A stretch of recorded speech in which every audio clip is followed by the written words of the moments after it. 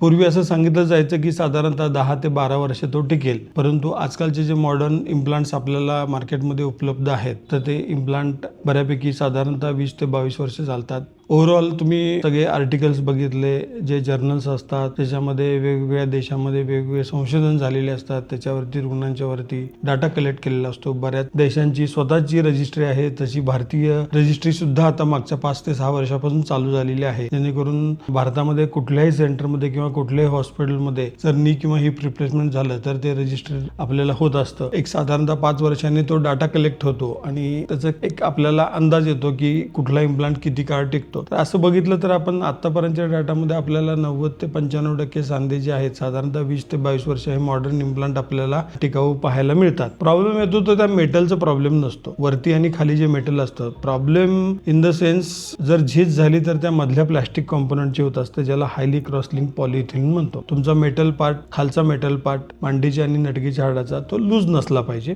रुग्ण आता साधारणतः 45 मध्ये किंवा 40 मध्ये हिप रिप्लेसमेंटला येतात. या तरुण वयामध्ये रिप्लेसमेंट शस्त्रक्रिया करण्याची गरज जाणवते किंवा खरोखरच त्या लोकांना गरज असते. तर अशा रुग्णांनी 10 ते 15 वर्ष अजून पूर्ण 60 मध्ये जाऊपर्यंत हिप किंवा नी रिप्लेसमेंट शस्त्रक्रियेसाठी वेट करण्याची गरज नाहीये. पुढची शस्त्रक्रिया सुद्धा आता रिव्हिजन शस्त्रक्रिया सुद्धा उपलब्ध आहेत की हे 10 आणि 12 वर्ष टिकणार आहे किंवा 20 वर्ष टिकणार आहे, असं काही मनात शंका धरून बसण्यात काय अर्थ नाहीये त्याला. आता मॉडर्न इम्प्लांट जे आहेत रिव्हिजनचे सुद्धा उपलब्ध आहेत.